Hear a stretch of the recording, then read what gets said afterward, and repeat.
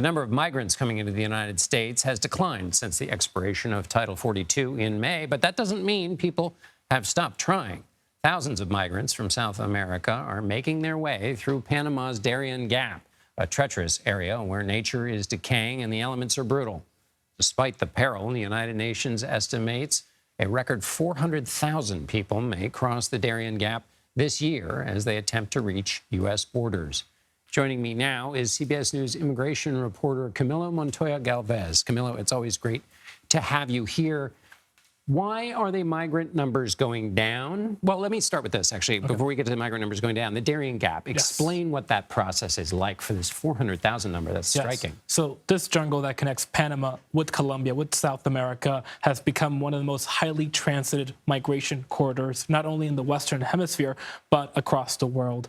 Many migrants are flying into South America, or they're leaving countries in South America and undertaking this perilous journey across this roadless jungle on foot to enter Central America, make their way across that part of the continent, and then come here to the U.S., across the U.S.-Mexico border. We're seeing record numbers of Venezuelans, Haitians, Cubans undertake this journey because there are restrictions for them to fly directly to Mexico and then to cross here into the U.S. That's the main reason. We have seen more than 200,000 migrants undertake this journey already this year alone. That number, as you mentioned, is expected to continue to rise, but we have seen a recent decrease in the number of crossings in that jungle, and that is coming as the U.S. has enacted a more restrictive approach to asylum policy, and the U.S. has also sent officers and agents to advise Panamanian and Colombian officials there to stop migrants and smugglers in that region.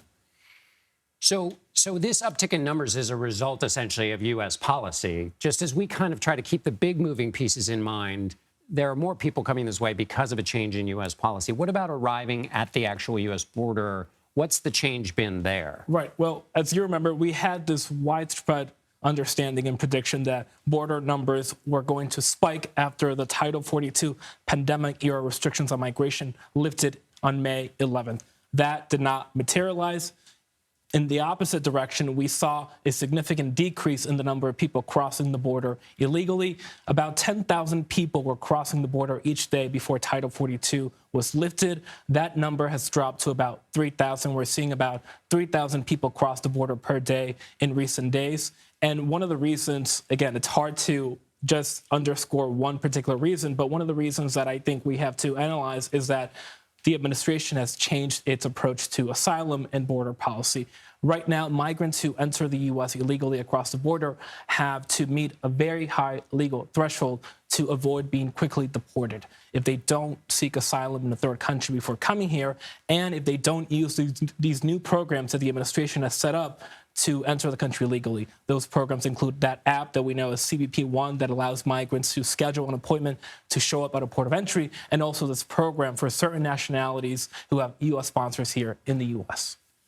Finally, you reported that the U.S. may be looking into a refugee program for non-Mexican asylum seekers in Mexico. What's that? Yes, the Biden administration is exploring whether to resettle some refugees in Mexico who are not Mexican, such as Nicaraguans or Cubans who are currently in Mexico, and bringing them here under the traditional refugee program.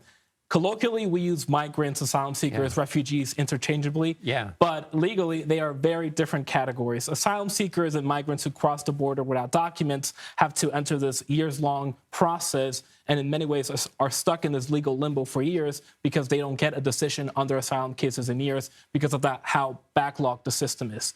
Once refugees, legal refugees, enter the U.S., they have immediate access to benefits and permanent residency, and after a few years, they can actually apply for U.S. citizenship and have those benefits that all naturalized U.S. citizens have. So this is a way, again, for the administration to divert migrants from crossing the border by expanding legal opportunities for them to come here. But just so to hold on to this with both hands, the class of people we're talking about here would be people whose asylum claims would have been found valid. Is that right? Correct. It's technically a refugee claim because they are outside of the U.S. Asylum is only for people on U.S. soil, but it's the same requirement. You have to prove that you were persecuted in your home country because of a particular reason, such as your religion or political affiliation. Okay, got it. Thanks, Camilo. Of course.